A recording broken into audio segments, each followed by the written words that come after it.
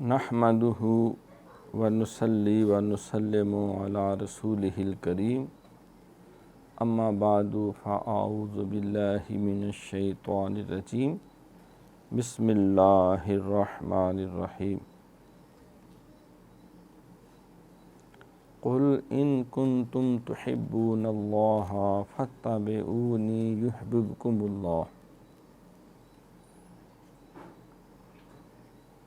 وقال نبی صلی اللہ علیہ وسلم لا یؤمن احدکم حتی اکون احب الیہ من والدہ وولدہ والناس اجمعین صدق اللہ مولانا العظیم وصدق رسولہ النبی الکریم رب اشرح لی صدری ویسر لی امری واحلل عقدۃ من لسانی یفقہوا قولی اللہم صلی علی سیدنا و مولانا محمد و آلہ و صحابہ سیدنا و مولانا محمد و بارک وسلم صلی علیہ۔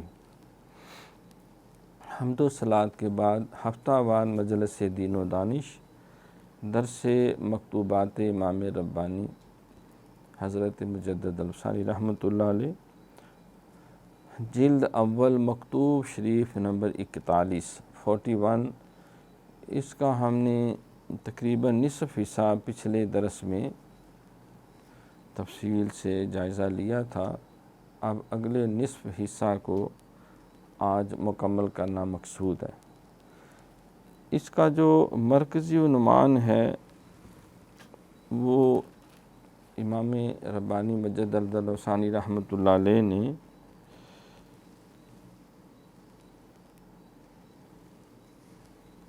بنیادی طور پر یہ شیخ درویش محمد کی طرف آپ نے صادر فرمایا کہ دین، دنیا اور آخرت، یہ تین چیزوں کا عموماً ذکر ہوتا ہے، یا دنیا اور آخرت کہہ لیں، جس میں دین تو دونوں جگہ ہے۔ تو دین، دنیا، آخرت کی ہر کامیابی اور بھلائی مجدد پاک کا موقف یہ ہے کہ وہ حضور علیہ الصلوۃ والسلام کی اتباع کے ساتھ مشروط ہے کہ محمد سے وفا تو نے تو ہم تیرے ہیں، یہ جہاں چیز ہے کیا لوح و قلم تیرے ہیں۔ اللہ تعالیٰ نے بھی کلام پاک میں سرکار کی اتباع کو ہی اپنے محبت کے حصول کا اور کامیابی کا ذریعہ قرار دیا۔ اے محبوب نے کہو کہ اگر تمہیں اللہ سے محبت ہے فاتبعونی، تو میری اتباع کرو، یحببکم اللہ، نتیجہ یہ نکلے گا کہ اللہ تم کو اپنا محبوب بنا لے گا۔ سرکار نے بھی اسی بات کا اظہار کیا کہ تم میں سے کوئی اس وقت تک کامل مومن نہیں ہو سکتا جب تک وہ میری ذات کے ساتھ، میرے ساتھ اپنے ماں باپ، اپنی اولاد اور تمام انسانوں سے بڑھ کر محبت نہ کرے۔ نماز اچھی، روزہ اچھا، حج اچھا، زکوٰۃ اچھی، لیکن باوجود اس کے میں مومن ہو نہیں سکتا جب تک نہ کٹ مرو خواجہ بطحا کی عزت پر خدا شاہد مکمل میرا ایمان ہو نہیں سکتا۔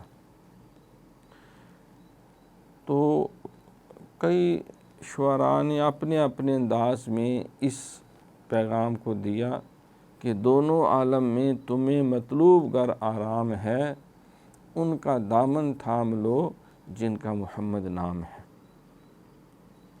صلی اللہ علیہ وسلم۔ محمد کی وساطت سے محبت میری تیری ہے، محبت اصل ہے ان کی، نہ میری ہے نہ تیری ہے صلی اللہ علیہ وآلہ وسلم۔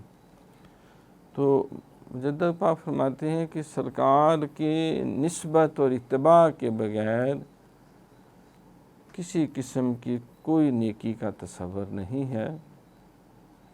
جس کو سرکار نے پسند کیا وہ نیکی ہے، جسے آپ نے مسترد کر دیا، ناپسند کر دیا، وہی گناہ ہے۔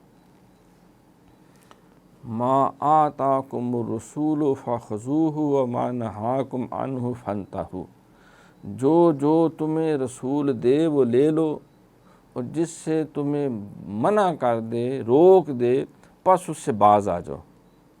100 ہاتھ رسا تے سرے تے گنڈ، یعنی یہی ساری تعلیمات کا لب لباب اور خلاصہ ہے کہ سرکار کی اتباع جو ہے، کیونکہ میں یوتی رسول فقد اطاع اللہ، اللہ فرماتا ہے جس نے میرے نبی کو اپنا بنا لیا اس نے مجھے اپنا بنا لیا، جس نے اسے راضی کر لیا اس نے مجھے راضی کر لیا، جس نے اس کی اتباع کر لی، اطاعت کر لی، اس نے گویا کہ اللہ کی اطاعت کر لی۔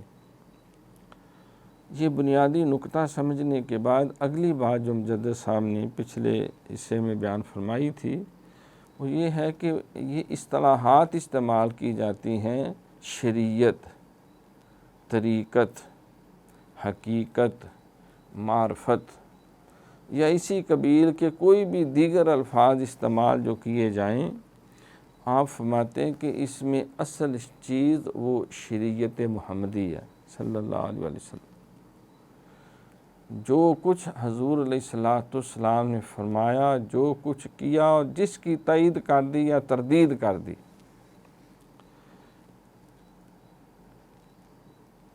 اقوالہ و افعالہ و احوالہ و تقاریرہ، یہ 4 پہلو بیان کیے جاتے ہیں کہ حدیث کس کو کہتے ہیں، جو سرکار کی ارشادات ہوں، سرکار کے اعمال ہوں، یا سرکار کے احوال ہوں ظاہری اور باطنی، یا سرکار کی تائید یا تردید ہو۔ آپ کے علم میں کوئی بات لائی گئی، آپ نے پسند کیا تو ٹھیک ہے، پسند نہیں کیا تو اس پہ عمل کرنا منع ہے۔ تو دوسری بات آپ نے یہ بیان فرمائی کہ شریعت، شرع یعنی جو اصل ہے قرآن اور سنت، سرکار نے 1,24,000 کم و بیش صحابہ صحابیات کی موجودگی میں جو سب سے اہم اور آخری خطبہ حجۃ الوداع ارشاد فرمایا، تو آخر میں بات کی کہ تم میرے بعد گمراہ نہ ہو جانا کہ گردنیں کاٹنے لگ جاؤ، ترکت فیکم امرین لن تضلوا ما تمسکتم بہما کتاب اللہ و سنت رسولہ، میں 2 چیزیں تمہارے پاس چھوڑ کے جا رہا ہوں، اگر ان کے ساتھ چمٹے رہو گے تو کبھی گمراہ نہیں ہوگے۔ سن لو، وہ ایک اللہ کی کتاب قرآن ہے، دوسرے تمہارے نبی کی سنت ہے، یعنی ان احکامات پہ عمل کیسے کرنا ہے۔ تو آپ فرماتے ہیں کہ یہ شریعت ہے۔ جس وقت ہم نماز پڑھتے ہیں یہ شریعت ہے، تو جس وقت خشوع و خضوع پیش کرتے ہیں تو یہ طریقت ہے، یہ باطن ہے۔ یا یوں کہہ لیں کہ جس وقت ہم نماز پڑھتے ہیں یہ شریعت ہے، اور سرکار علیہ السلام کی محبت میں ڈوب کر ان کے طریقے سے پڑھتے ہیں تو یہ گویا کہ سنت بھی ہے اور طریقت بھی ہے۔ طریقت کا لفظی میں رہتا ہے راستہ، طریقہ، عمل کرنے کا۔ سرکار نے، قرآن نے تو کہا کہ اقیموا الصلاۃ وآتوا الزکوٰۃ، نماز قائم کرو اور زکوٰۃ ادا کرو۔ اب ادا کیسے کرنی ہے؟ تو سرکار نے فرمایا کہ صلوا کما رأیتمونی اصلی، نماز پڑھو جیسے مجھے نماز پڑھتا ہوا دیکھتے ہو۔ تو سرکار کے عمل اور کردار کے مطابق نماز ادا کرنا یہ سنت بھی ہے اور طریقت بھی ہے، اور جس وقت اس عمل میں خشوع و خضوع پیدا ہو جائے تو اس کو پھر معرفت کہہ دیتے ہیں، حقیقت کہہ دیتے ہیں۔ دیکھو نا، سرکار نے فرمایا کہ تم یوں اللہ کی عبادت کرو گویا کہ اللہ کو دیکھ رہے ہو۔ اب دیکھو، کلمہ ہم نے پڑھا لا الہ الا اللہ محمد رسول اللہ صلی اللہ علیہ وسلم، یہ شریعت ہے۔ اب کوئی بندہ کلمہ پڑھنے والوں کو یہ نہیں کہہ سکتا کہ تو کافر ہے، تو ہندو ہے، تو سکھ ہے، تو مجوسی ہے۔ جس نے لا الہ الا اللہ محمد رسول اللہ پڑھا، یہ شریعت ہے۔ لیکن جس نے اقرار باللسان کیا تو شریعت ہوا، و تصدیق بالقلب، اور جب دل سے تصدیق کر دی تو یہ طریقت بن گئی۔ اور جب دل و جان سے اس کلمے پہ فدا ہو گیا تو آپ فرماتے ہیں اب یہ شریعت سے اگلا درجہ طریقت کا تھا، اور طریقت سے اگلا درجہ جو ہے وہ حقیقت اور معرفت کا ہے۔ اب گویا کہ اس کو اللہ نے اس کلمے کا کامل فیضان بھی عطا کر دیا ہے۔ سرکار نے فرمایا کہ اس نے یہ کلمے کا ذائقہ چکھ لیا جس کے لیے گناہ کرنا آگ میں جل جانے سے زیادہ مشکل ہو جائے۔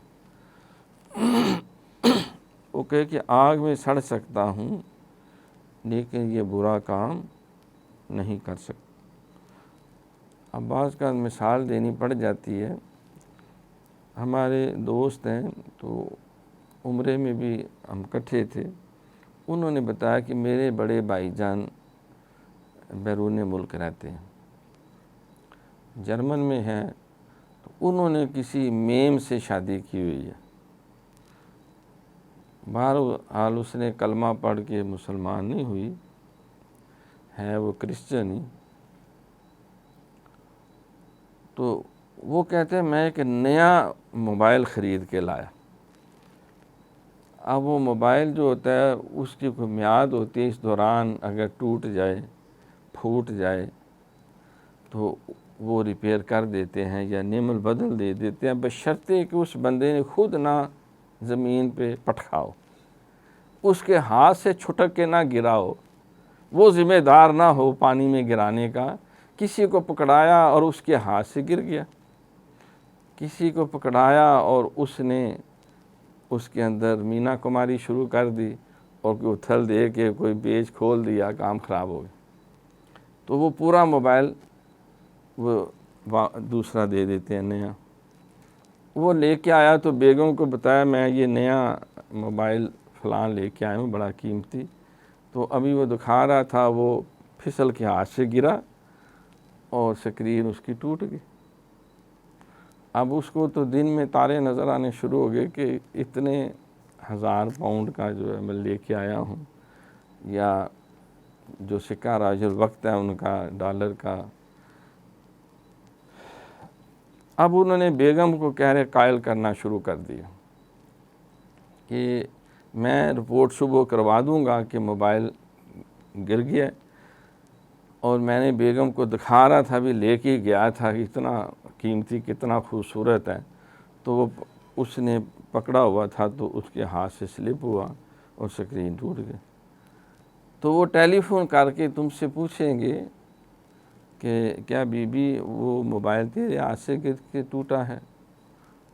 تو نے بس یس کہہ دینا، اس سے زیادہ کچھ کہنے کی وضاحت کرنے کی ضرورت نہیں۔ میں دیکھ رہی تھی، میں سونگ رہی تھی، میں اس میں سسٹم کا جائزہ لے رہی تھی تو ہاتھ سے چھٹک کے گر گئی۔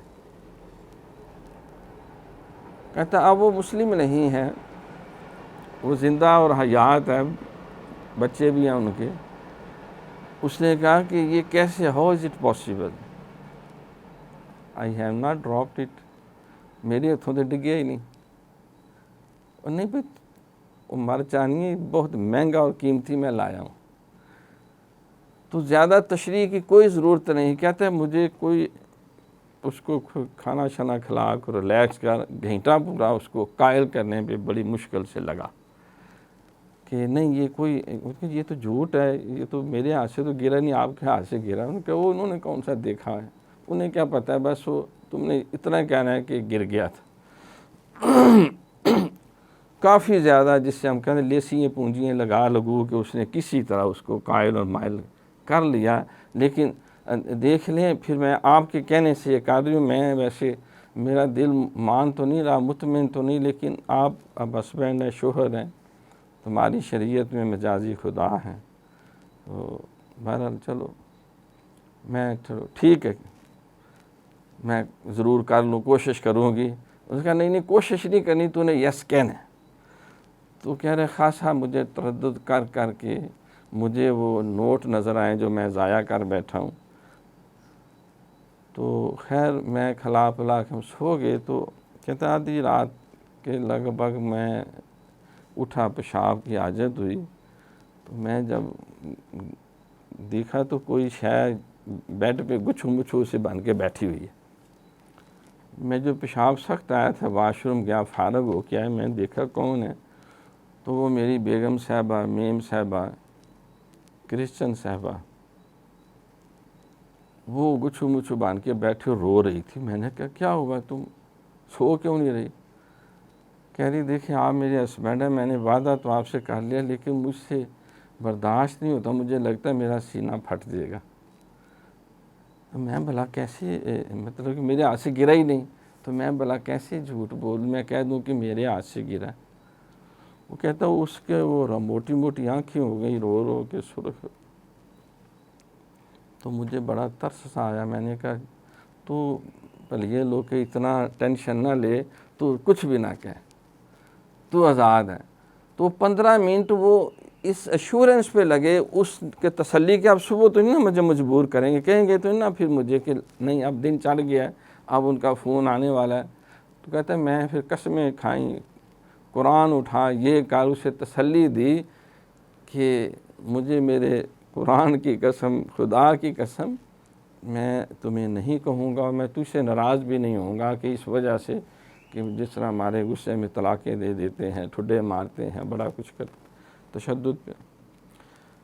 تو جب 15-20 منٹ اس کو اطمینان ہو گیا کہ صبح میں نے یہ غلط بیانی نہیں کرنی, تو پھر وہ ریلیکس ہوئی, ہاتھ منہ جا کے دھویا, اور پھر سکون سے وہ سوئی.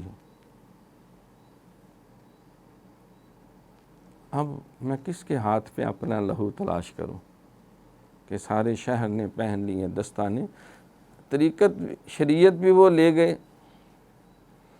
طریقت بھی وہ لے گئے, حقیقت بھی وہ لے گئی, معرفت بھی وہ لے گئی. ایک بیچارے کلمے کی درمیان میں ہو سکتا ہے وہ کوئی ایسا وصف اور کردار جو شریعت محمدی کی سیرت پیش کرے تو وہ دیکھ کے مسلمان بھی ہو جائے.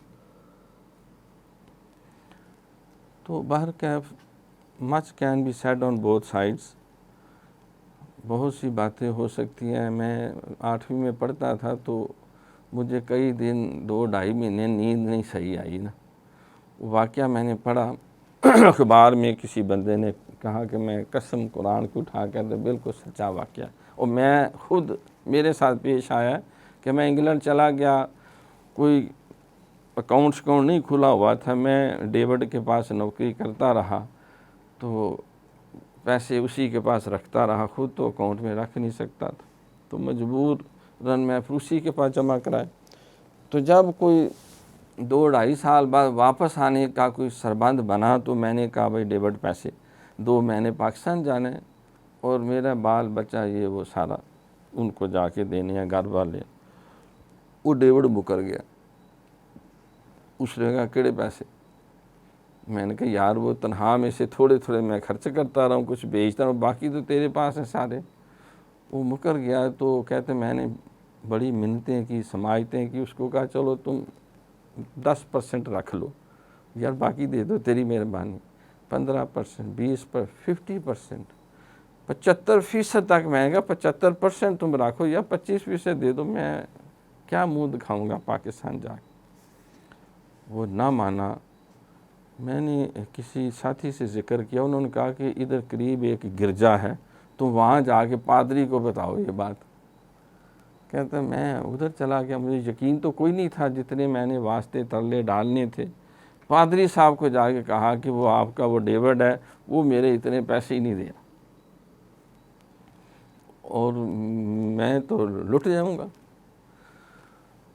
کہتا پادری نے کہا تم فلاں ٹائم آ جانا آج. اس نے پیغام بھیج دیا ڈیوڈ کو. اس وقت پہ وہ میں بھی آ گیا اور وہ بھی آ گیا. تو اب جو ہے ہم آمنے سامنے ہوئے, پادری صاحب بھی ہیں, ایک دوسرے سے شکلیں جب چہرے شناسی ہوئی, ڈیوڈ کو ساری بات سمجھ آ گئی. تو وہ ڈیوڈ کو کمرے میں لے کے گیا، 1 منٹ کے بعد واپس آ گیا۔ تو اس نے کہا جناب آپ مجھے کہا آپ تشریف رکھیں، میں 10-15 منٹ میں آپ کو جتنے پیسے لا کے دے دیتا۔ وہ گیا بینک سے، جہاں تھا پیسے لایا، اس کو نے مجھے دیے، وہ میں نے گنے تو پورے تھے سارے۔ میں پادری صاحب کا بڑا شکریہ ادا کیا، بڑا ان سے آپ کی مہربانی ہے۔ تو انہوں نے کہا نہیں بھائی ٹھیک ہے تمہارا کام ہو گیا، تمہیں مبارک ہو، جاؤ تم۔ اب وہ کہ مجھے یہ بات ہضم نہ ہو کہ ہوا کیا ہے یہ، آخر کون سی گدڑ سنگھی سنگھائی ہے پادری نے ڈیوڈ کو، وہ کون سا نسوار سنگھائی ہے کہ یہ میں کتنے دنوں سے مر تھا گیا تھا، میری بات ہی نہیں اس نے مان، اور سارے پیسے بغیر کوئی ہیل و حجت کے، یعنی کہ چوں کے چنانچہ کہنے کے سارے پیسے لا کے دے دیے ہیں، اور ساتھ معذرت بھی کی ہے پادری صاحب کے سامنے، معافی بھی مانگی۔ تو میں وہ ڈیوڈ کے پیچھے پیچھے تیری میں تو بتا آخر پادری نے کیا کیا ہے، کون سے تمہارے سر پہ انجیل رکھی ہے، کون سا نسخہ تورات کا رکھا ہے، کون سا تجھے واسطہ ڈالا ہے کہ 1 منٹ میں تو مائل ہو گئے۔ تو وہ بہت کہہ جا مجھے بتائی نہ، لیکن میں نے اس کو یسوع مسیح کا واسطہ ڈالا کہ تو مجھے بتا، نہیں تو مجھے ہضم نہیں ہوگی یہ بات۔ اس نے کہا بتانے والی تو نہیں، لیکن تو نے اب مجھے قسم بڑی سخت ڈال دی ہے۔ پادری صاحب نے کمرے میں لے جا کے مجھے صرف اتنا کہا تھا، اور ڈیوڈ تم کب سے مسلمان ہو گئے ہو؟ ٹگے ٹگے پیمان بیچنا تو ان کی روایت ہے، 100 روپے کی جھوٹی گواہی دینا اور فراڈ کرنا۔ تم کب سے مسلمان ہو گئے؟ تو میں نے کہا حضور مجھے یہ گالی نہ دیں، پیسے میں دے دیتا ہوں۔ تو کہاں ہم جائیں، کس کا دامن پکڑیں؟ یہ کون سی طریقت ہے، یہ کون سی شریعت ہے، یہ کون سی معرفتوں کی جو ہم باتیں کرتے ہیں؟ یہ اللہ والوں نے ہمارے لیے ساری زندگیاں کھپا کھپا کے لکھی پیش کی، لیکن بہرحال شریعت ظاہری احکامات کا نام ہے، اور طریقت جو ہے اس راستے پہ سرکار کے طریقے کے مطابق چلنا، دل کی تصدیق کے ساتھ، اور حقیقت یہ ہے کہ پھر دل و جان سے اس پہ گامزن ہو جانا، اور قائل اور مائل ہو کر پھر اس راہ پہ چلتے چلے جانا۔ تو مجدد صاحب نے یہ سارا ابتدائی حصہ، اگلی آپ نے بات یہ بیان کی کہ اب بعض ملنگ جو ہیں یا صوفی یا درویش جب اس راہ پہ چلتے ہیں تو ان سے کچھ ایسے کام ہو جاتے ہیں یا کلام ہو جاتا ہے جو بہرحال شریعت کے دائرے سے اوپر ہوتا ہے، باہر نکل جاتا ہے۔ تو آپ فرماتے ہیں کہ وہ ان کا عقیدہ نہیں ہوتا، وہ ان کا حالت ہوتی ہے جس کو کہتے ہیں سکریہ حالت۔ وہ نشے میں ہوتے ہیں، وہ اللہ کی محبت میں ایسا نشہ انہیں چڑھ جاتا ہے کہ وہ ایسی بات کر جاتے ہیں، جس طرح مثال دی مجدد صاحب نے بھی لکھا ہے کئی مکتوبات شریف میں کہ سب سے بڑے موحد اور سب سے بڑے صوفی، جس کو خواجہ جنید بغدادی فرماتے ہیں کہ باجدید بستامی ہم درویشوں میں ایسے ہی ہیں جیسے آسمان پہ ستاروں میں چاند ہوتا ہے 14ویں رات کا۔ اب 14ویں رات کا چاند کہاں اور ستارے، تو یہ ان کا درجہ ہے۔ جب ان پہ کیفیت آئی انہوں نے بھی فرمایا سبحانی ما اعظم شانی۔ جب منصور اللاج پہ آئی تو انہوں نے بھی دعویٰ کر دیا انا الحق۔ اور حضرت شاہ ولی اللہ مقدس دہلوی کے والد شاہ عبد الرحیم، ان کے اوپر بھی ایک ایسی کیفیت آ گئی کہ جہاں سے سرکار کھا رہے ہیں میں بھی ادھر ہی کھا رہا ہوں، ہم ایک ہی دسترخوان کے مہمان۔ مجدد صاحب پہ بھی ایسی کیفیت آئی، جس کو سرکار نے سکھایا اسی نے مجھے سکھایا ہے، بات سمجھا رہے؟ تو وہ ایک کیفیت ہوتی ہے ایسی، تو اس میں پھر انسان جو ہے جب ہوش حواس قائم ہوتے ہیں تو جو تائب ہو جاتا ہے کہ نہیں یہ میرا عقیدہ نہیں ہے، میں ایسی کیفیت سے دوچار ہوا، حکم وہی ہے جو اللہ اور اس کے نبی کا ہے اور جو ہمارے بزرگوں نے ہمیں دیا۔ یہ جو کیفیت ہے، یہ جو اس وجد اور اس حال کے اندر مغلوب ہو جانے کے بعد اس کیفیت کو شکر کہتے ہیں۔ تو اس شکر کی حالت میں بہرحال باقی بھی بزرگوں کے تقریباً پورے جو ہے کلام موجود ہیں۔ ہم نے جو بک ایک لکھی ہے شریعت اور تصوف جو ہے ڈاکٹر محمد عبد الحق انصاری، انہوں نے جتنے درویشوں کی ساری، کیونکہ مجدد صاحب نے ہر ایک کا ذکر کیا، کس درویش نے کون سی بات کہی، کب کہی، کن حالات میں کہی، تو فرماتے ہیں کہ یہ آ جاتی جی، اس کو شکریہ کلمات کا جی ان کا عقیدہ نہیں ہوتا۔ کون یہ کہے کہ میں اللہ ہوں؟ نبی پاک صلی اللہ علیہ وسلم نے نہیں کہا، سرکار جو ہیں وہ اس کے روادار نہیں، تو کسی اور کی بلا کیا حیثیت اور اوقات ہے۔ تو مجدد صاحب نے دوسری بات یہ بیان کی کہ جس وقت وہ نارمل ہوتے ہیں، صحو میں آتے ہیں، تو وہ اس بات سے تائب ہوتے ہیں اور اسی عقیدے پہ قائم دائم ہوتے ہیں جو اللہ نبی نے قرآن و حدیث میں ہمیں دیا۔ آگے پھر آپ فرماتے ہیں کہ جاننا چاہیے کہ حق تعالیٰ کی ذات علماء حق کے نزدیک بے چون و بے چگون ہے، یعنی ایسی ذات ہے جس کی کوئی مثال و تشبیہ نہیں دے سکتے۔ یا تیرا چہرہ ایسے جس طرح 14ویں رات کا چاند ہے، تو بندے کو تو کہہ سکتے ہیں، اور معاذ اللہ کہ اللہ ایسا ہے جیسا 14ویں رات کا چاند ہے، معاذ اللہ، یا آسمان کا سورج ہے، نہیں، لیسا کمثلہ شیء ہے۔ اور اس کے سوا جو کچھ ہے اس پر زائد ہے۔ اللہ اکبر، یعنی جو کچھ بھی ہم کہتے ہیں اس کا مجدد صاحب نے ثبوت وہی بار بار دیا ہے، سبحان ربک رب العزت عما یصفون، پاک ہے اللہ ہر اس بات سے جو وہ کہتے پھرتے ہیں۔ وسلام سبحان ربک رب العزت عما یصفون وسلام علی المرسلین والحمد للہ رب العالمین۔ اور اس پر اور وہ تعین بھی اگر ان کے نزدیک ثابت ہو جائے تو زائد ہو، اگر کوئی کہتا ہے نہیں وہ ہے، تو وہ اللہ نہیں ہے، وہ ان اللہ کی ذات کے علاوہ کوئی بھی جو بھی چیز ہے، اور اس کو حضرت ذات بے چون کے دائرے سے باہر جانیں گے، یعنی اللہ تعالیٰ کی ذات جو ہے اس سے براء البراء ہے۔ پس اس کے احاطہ کو ذاتی نہ کہیں گے، وہ کہے کہ میں نے اللہ کو معاذ اللہ گھیر لیا ہے، میری بکل دے وچ چور، تو وہ مطلب کہ ان کا ایک اپنا حال اور کیفیت کی ترجمانی ہے، وہ عقیدہ نہیں ہے۔ پس اس کے احاطہ کو ذاتی نہ کہیں گے، پس علماء کی نظر صوفیہ کی نظر سے بلند ہے، جو صوفی حال سے مغلوب ہو جاتے ہیں تو علماء کو اللہ اس سے محفوظ فرماتے ہیں۔ پس اس کے احاطہ کو ذاتی نہ کہیں گے، اور صوفیہ کے نزدیک جو ذات ہے وہ ان علماء کے نزدیک ما سوا میں داخل ہے۔ صوفیوں نے جس کو کہا کہ پکڑ لیا اللہ کو معاذ اللہ، تو آپ فرماتے ہیں علماء کے نزدیک وہ اللہ نہیں ہے۔ اللہ تعالیٰ انسان کے سوچ کے دائرے آتے میں نہیں آ سکتا۔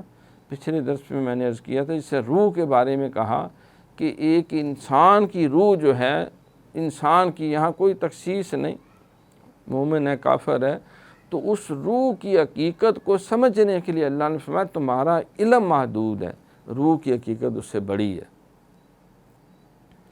وَمَا أُوتِيتُم مِّنَ الْعِلْمِ إِلَّا قَلِيلًا، روح کا خالق اللہ ہے۔ جب اللہ کی بنائی ہوئی ایک روح کی اور تخلیق کو بندہ اپنے عطا علم میں نہیں لا سکتا، تو جس نے اس روح کو تخلیق کیا اس کو بندہ کیسے اپنی گرفت میں معاذ اللہ لا سکتا؟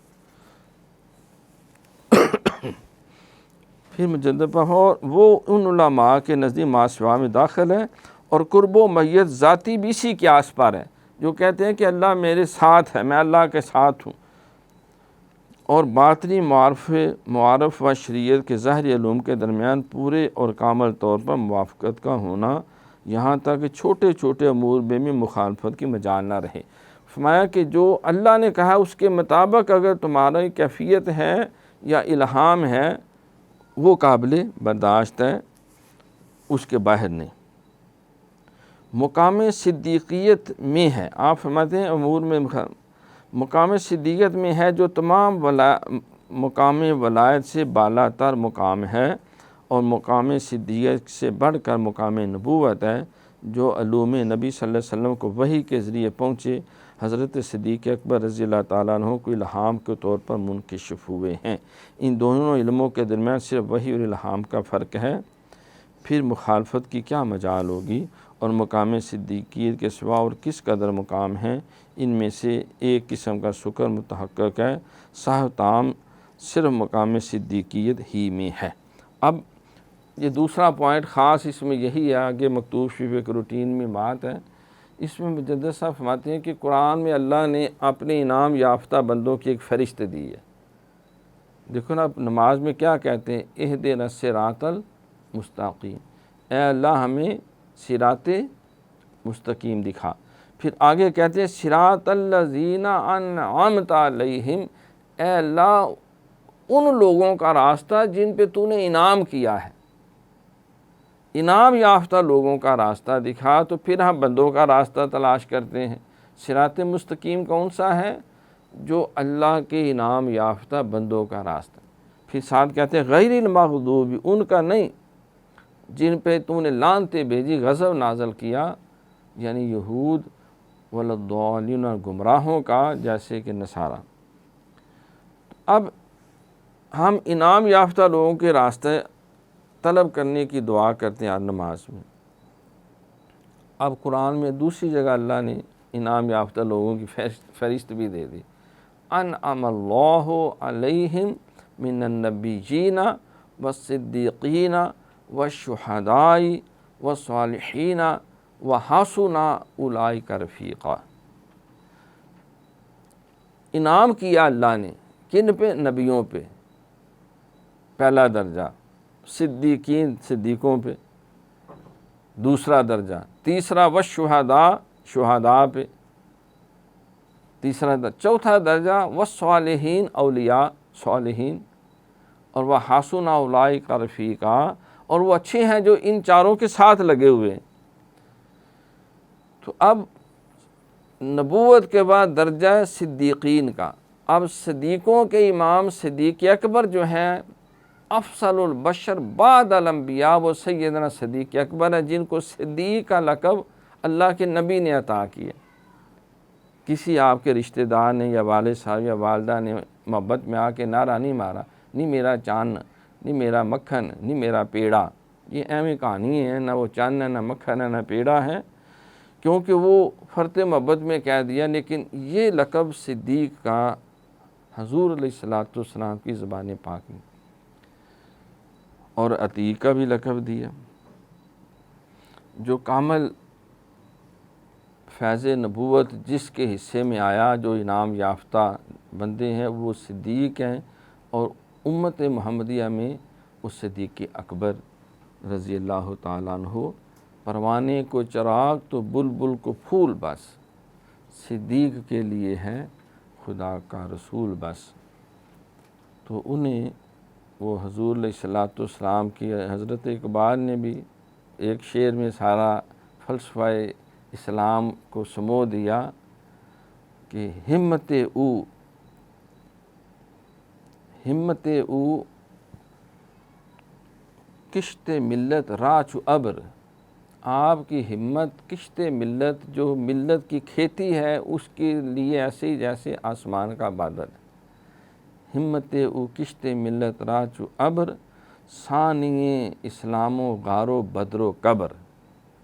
اس سے بہتر ساری تعریفیں اکٹھی کریں جو حضرت اقبال نے کہا، ثانی اسلام، اسلام کے بھی ثانی، اور غار کے بھی ثانی، بدر میں بھی ثانی، اور قبر میں بھی ثانی۔ ثانی اسلام و غار و بدر و قبر۔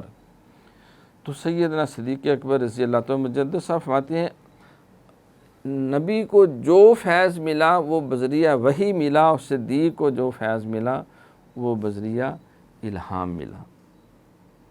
سرکار نے فرمایا کہ ما صب اللہ فی صدری الا وقد سببت فی قلب ابی بکر، اللہ نے جو بھی میرے قلب میں نور، عرفان، علم، معرفت جو کچھ بھی ڈالا تھا، انہ نزل علی قلبک، وہ میں نے سارے کا سارا ابو بکر صدیق کے دل میں ڈال دی۔ اور فرمایا کہ اللہ کی 360 عادات مبارکہ ہیں، جس میں ایک بھی پائی جائے تو وہ جنتی ہے، وہ مومن ہے۔ قہاری و غفاری و قدوسی و جبروت، یہ 4 عناصر تو بنتا ہے مسلمان۔ اقبال نے 4 صفتوں کا ذکر کیا، حضور نے 360۔ علامہ کہتے ہیں یہ 4 ہوں تو پھر مسلمان بنتا ہے کامل۔ تو سرکار ہے جس میں ایک بھی پائی جائے وہ مومن۔ عرض کی حضور کیا میرے میں بھی کوئی آپ کے صدقے ہے کوئی؟ وہ اللہ کا تخلق باخلاق اللہ۔ سرکار نے فرمایا مجھے قسم ہے اس ذات کی جس کے قبضے میں محمد کی جان ہے، ابو بکر تیرے وجود میں پوری 360 صفتوں کا وہ کامل فیض پایا جاتا۔ تو یعنی وہ تخلق باخلاق اللہ کا تو مجدد پاک یہی فرما رہے ہیں کہ وہ علم یقینی ہے اور یہ الہام کا علم ظنی ہے۔ اس پہ ایمان اور عقیدہ رکھنا فرض عین ہے، اور یہ جو ہے وہ نبوت کی اتباع میں دوسرے درجے پہ آئے گا۔ اور باقی فرماتے اس کے بعد جتنے صوفیاء نے جو باتیں کہی ہیں اس میں شکر ہو سکتا ہے، کمی بیشی ہو سکتی ہے، لیکن جناب سیدنا صدیق اکبر رضی اللہ تعالیٰ عنہ آپ نبوت کے بعد کامل فیضان سے بہرہ مند ہوئے۔ ان دونوں علموں کے درمیان صرف وحی اور الہام کا فرق ہے، پھر مخالفت کی کیا مجال ہوگی، اور مقام صدیت کے سوا اور کس قدر مقام ہے۔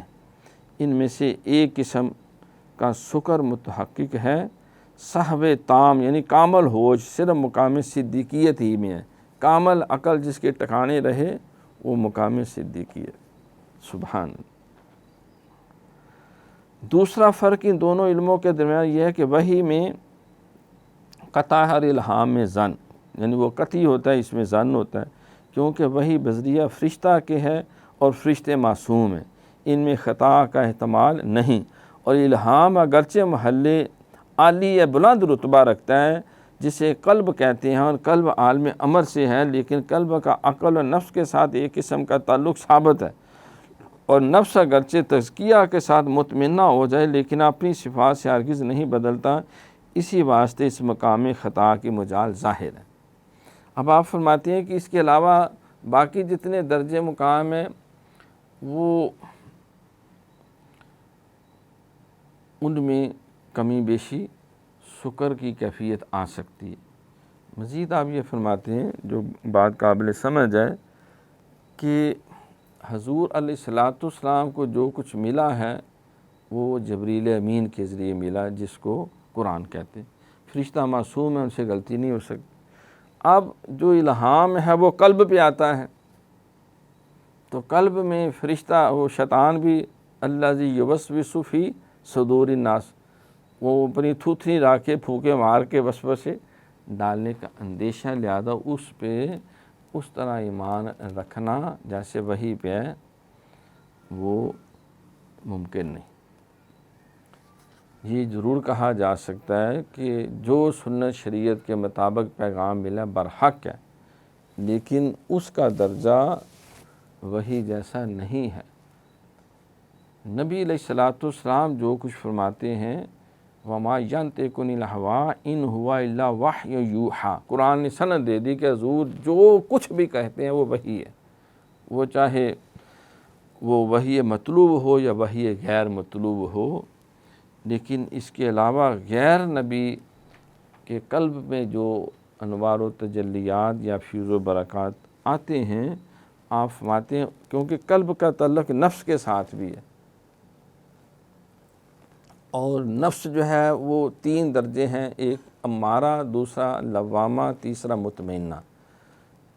تینوں کا قرآن میں ذکر ہے، ان النفس لامارۃ بالسوء، اور نفس مطمئنہ کا بھی یا ایتھا النفس المطمئنہ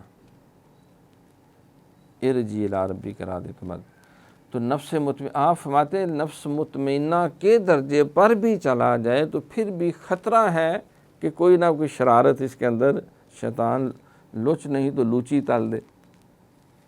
یہ میلوں کے اوپر نہیں وہ بڑے بڑے سے وہ سنگھاڑا ٹائپ سے تیل لگا کے جو تلتے ہیں اس کو یہی کہتے ہیں وہ لوچ تلنا، وہ لوچ اس کو کہا جائے، جو ذرا چھوٹی رہے جس کو لوچی کہہ دیتے ہیں، وہ مکھانے ٹائپ سے وہ بن جاتے ہیں، تو اس میں وہ کوئی نہ کوئی لوچی بھی تل سکتا ہے۔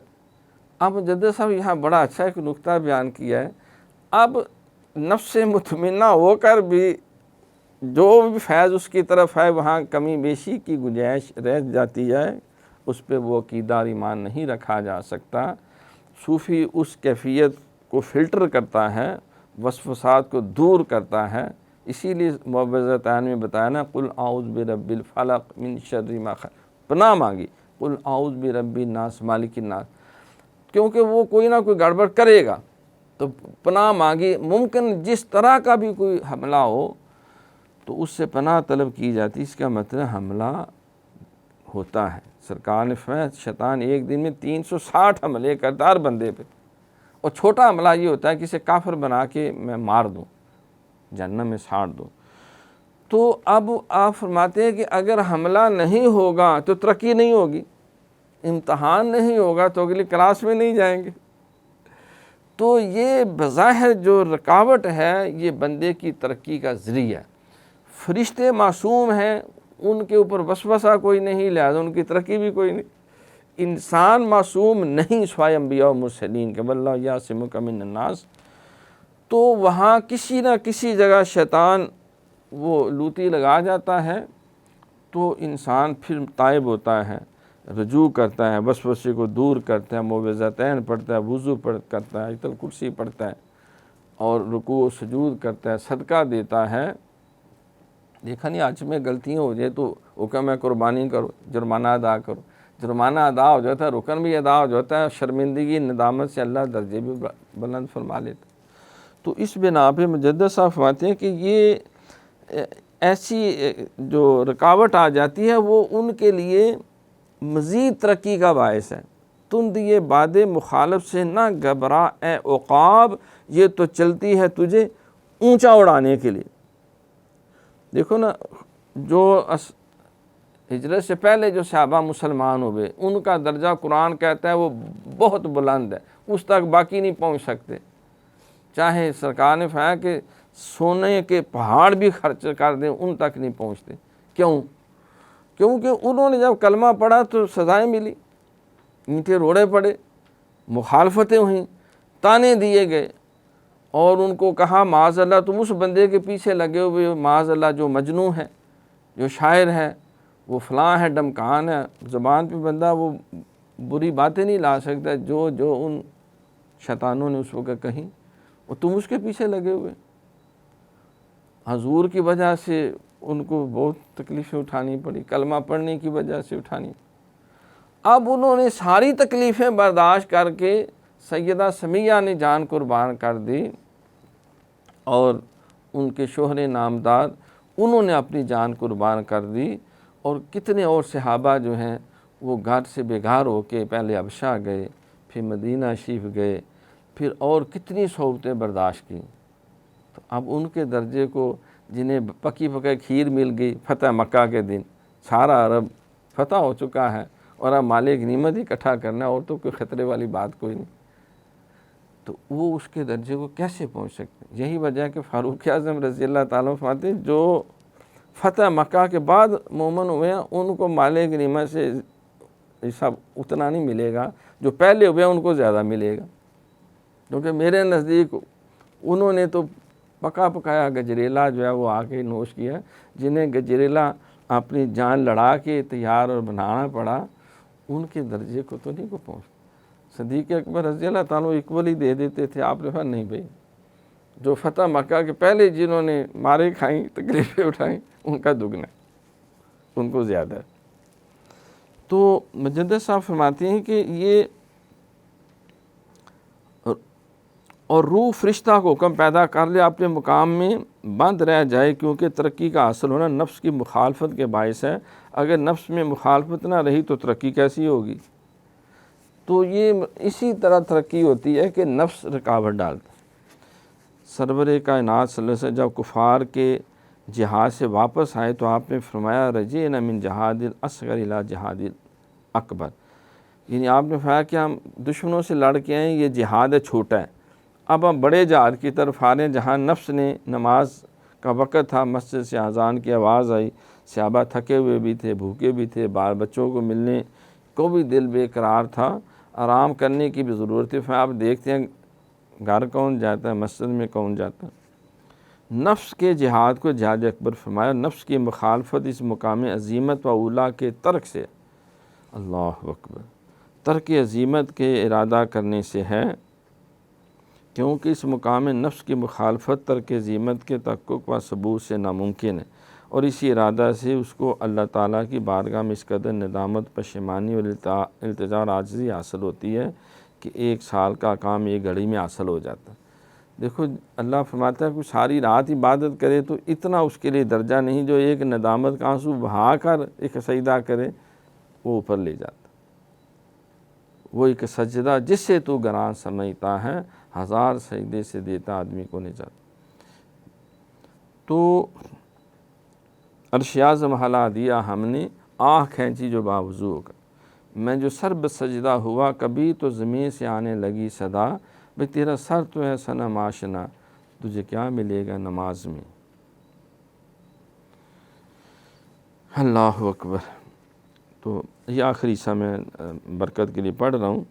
تو مجدد صاحب فرماتے ہیں اب ہم اصل بات کی طرف جاتے ہیں۔ یہ بات مقرر اور ثابت ہے کہ جس چیز میں محبوب کے اخلاق اور خصلتیں پائی جاتی ہیں، محبوب کے تابع ہونے کی وجہ سے وہ چیز بھی محبوب ہو جاتی ہے۔ دیکھو اگر ہمیں کسی سے پیار ہو تو ہمیں اس کی عنق بھی اچھی لگے گی، اس کی ٹوپی بھی اچھی لگے گی، اس کی داڑھی بھی اچھی لگے گی، کیوں جناب؟ مونچھیں بھی اچھی لگیں گی، اس کے بچے بھی اچھے لگیں گے، اس کا گھر بھی اچھا لگے گا، اور ان کی نیند بھی اچھی لگے گی۔ کیوں؟ پیار ہو گیا، جو محبوب ہوتا ہے۔ اب سرکار سے جب محبت ہے تو سرکار کے صحابہ بھی اچھے لگیں گے، اہل بیت اطہار بھی اچھے لگیں گے، سرکار جس سواری پہ بیٹھے وہ بھی اچھی لگے گی، جس شہر میں رہے وہ مدینہ شریف بھی اچھا لگے، جہاں آرام فرما ہے وہ گنبد خضرا بھی اچھا لگے گا۔ جس کی سرکار سے نسبت ہو جائے گی وہ ہمیں، تو اب اللہ کو حضور سے محبت ہے اور سرکار کو جس سے محبت ہے وہ بھی اس محبت کا فیض کامل طور پہ حاصل کرے گا۔ یہ اس رمز کا بیان ہے جو اس آیت کریمہ میں ہے، فَاتَّبِعُونِی یُحْبِبْکُمُ اللَّہ۔ پس حضرت صلی اللہ علیہ وسلم کی تابع داری میں کوشش کرنا مقام محبوبیت تک لے جانے والا ہے۔ پس ہر ایک دانا اور عقل مند پر واجب ہے کہ ظاہر و باطن میں حضرت صلی اللہ علیہ وسلم کی کمال تابع داری میں کوشش کرے۔ بات بہت لمبی ہو گئی ہے، امید ہے کہ معذرت فرمائیں گے۔ مجدد صاحب کو یہ احساس ہو گیا سخن کا جمال جب جمیل مطلق کی طرف سے ہے تو جس قدر لمبا ہو جائے اچھا معلوم ہوتا ہے۔ آپ فرماتے جب محبت کی باتیں شروع ہوں پھر بندہ وقت کی قید، پھر دل کہتا نہیں کچھ اور بات ہونی چاہیے، کچھ اور ہونا چاہیے۔ اللہ لو کان البحر مدادا لکلمات ربی لا نفد البحر قبل ان تنفذ کلمات ربی ولو جئنا بمثلہ مددا۔ اگر اللہ کی باتیں لکھنے کے لیے سمندروں کی سیاہی چلائی جائے تو سمندر ختم ہو جائیں مگر اللہ کے کلمات نہ لکھے جائیں گے، اگرچہ اتنے سمندر اور اس کے ساتھ ملا دیے جائیں۔ آپ نے بات ہی ختم کر دی، زندگیاں ختم ہوئیں اور قلم ٹوٹ گئے، تیرے اوصاف کے باب بھی پورا نہ ہو۔ کہ اب جب اللہ کی محبت کا ذکر ہوگا فاتح، وہ لکھ کے سارے انسان لکھتے رہیں اور سارا سمندر سیاہی بن جائے اور درخت کلمے بن جائے، انسان بھی تبھی عمر کو پہنچ جائے، جنات بھی، فرشتے بھی، اور سمندروں کے سمندر سیاہیاں ختم ہو جائے اور بھی سمندر لے آئیں، پھر بھی وہ محبت کا ذکر جو ہے وہ انسان اس سے وہ سیر نہیں ہوگا۔ اللہ اکبر۔ ناصر کاظم نے بھی شاید اسی موقع مال کے اوپر لکھا نا کہ تمام عمر لکھا اور مدہ باقی ہے، ورق تمام ہوا اور مدہ باقی ہے، سفینہ چاہیے اس بحر بے کراں کے لیے۔ اب بات کو کسی اور طرف لے جانا چاہیے۔ حامد رکا اعظم مولانا محمد حافظ صاحب علم ہے اور اس کا عیال بہت ہے، گزارے کا سبب نہ ہونے کے بعد لشکر کی طرح متوجہ ہوا ہے۔ اگر توجہ فرما کر فتح کے نشان والی سرداری شرافت کے مرتبہ والی سرکار شیخ جیو سے کچھ وظیفہ یا امداد اس کے واسطے مقرر کرا دیں تو آپ کی کمال بخشش ہوگی، زیادہ کیا تکلیف دی جائے۔ اب دیکھو یہ مجدد صاحب کے خط ہے، آپ کو بھی فکر ہے کہ جو غریب مسکین ان کے دامن سے وابستہ ہیں وہ ظاہر حاجتیں پیش کر تو میری فیس دیں گے جناب، وہ سرکار میں تے حالے تک بل نہیں ادا کر سکیا بجلی۔ کل ایک ساتھی آ کے بیٹھ گیا جو وہ میری دادی فوت ہوگی تو کفن دفن سے پیسے ہی کوئی نہیں۔ اب عظیم فاروقی کے بھی پاس نہ ہو تو پھر کیا کہے گا؟ وہ پھر کسی ساتھی کو پکڑے گا، کسی کو ریکویسٹ کرے، وہ کہے گا پتہ نہیں فاروقی صاحب خود کھا جانے۔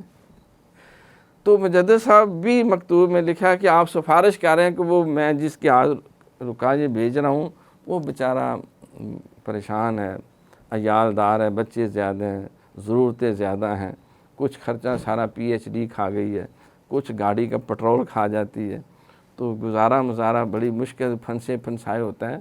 تو آپ شیخ جیو جو ہے وہ انچارج ہوں گے اس علاقے میں، کیونکہ اس دور میں یہ تھا کہ جو بعض اکابرین علماء مشائخ ہوتے تھے ان کو وہ ہدیہ جس طرح خواجہ باقی باللہ دہلوی کو حکمران جو ہے وہ دے دیتے تھے۔ آپ پھر مریدین میں اور جو مستحقین ہیں اس کے دو فائدے ہوتے ہیں، ایک تو علم کی ترویج ہوتی، لوگوں کا اللہ والوں اس پہ ساتھ محبت و پیار کا رشتہ بڑھتا، اور دوسرا ان کی سادہ تر علم انہیں ہوتا تھا کہ کون کس درجے میں سفید پوش ہے، کون کس درجے میں کس حیثیت میں ہے، وہ مناسب طریقے سے پھر خود اپنے انداز میں آگے وہ ہدیہ جات تقسیم فرماتے تھے۔ اسی طرح سرکار کے پاس بھی آتا تھا، کوئی سارا تھوڑا کھا جاتے تھے، آپ بانٹتے تھے سب۔ تو یہ اللہ والوں کا بھی طریقہ ہے، مجدد صاحب کا بھی طریقہ ہے، یہ سارے بزرگوں کا طریقہ ہے۔ مجھے پرسوں ترسوں ایک دوست ملے تو وہ کہنے لگے جو وہ فلاں بزرگ ہیں تو وہ واعظ تقریر نہیں کرتے، وہ جب عرس ہوتا ہے بیٹھے رہتے ہیں، لوگ ان کے آگے ہدیہ شدیہ رکھ جاتے۔ تو کوئی بندہ حاجت مانگ آ گیا، اس نے کہا میری کڑی دا بیاہ تھے 2 دن بعد برات ہے، میرے کو تو پیسے ہی کوئی نہیں۔ تو میں کچھ گیا ہوں لوگوں کے پاس، وہ نہیں میری انہوں نے معاملت کو، انہوں نے کہا پتر روپیہ لے لے تو اس نے سمجھا شاید کہہ رہا کہ 500 روپیہ چک لے، وہ میں کہ ڈردے 1000 روپیہ چکا، نہیں لے لے تو، وہ میں 5000 دا چکا، کہ بھائی لے لے، میں چکے لے لے۔ وہ سارے کا سارا اس کی جوری میں ڈالا ہوں کہ جاؤ یار تو اپنی ضرورت پوری کر، اب یہاں آ کے تو نے اتنی ریکویسٹ کی ہے۔ تو وہ کہتے ہیں وہ ایکچولی بندہ دوسرے مسلک کا تھا، اس نے کہا میں اپنے مسلک کی 6 مولویوں کے پاس گیا ہوں، کسی نے 50 روپیہ دیتے ہیں، ایک نے 100 روپیہ دیتا ہے، ایک نے 200 روپیہ دیتا ہے۔ یار تو کہڑے بندے نے ہو جا سبق دیتا، اس سے سارا کچھ رات میں نہیں دے چھڑے، میری ساری ضرورت وہ نہ کہ میں اس مسلک تو توبہ کرنا، یہ اللہ والوں کے راستے پہ چلنے کے حق۔ دوبارہ یہ بزرگوں کی تعلیمات اللہ تعالیٰ میں سمجھنے کی اور عمل کی توفیق عطا فرمائے۔ وما علینا الا البلاغ المبین۔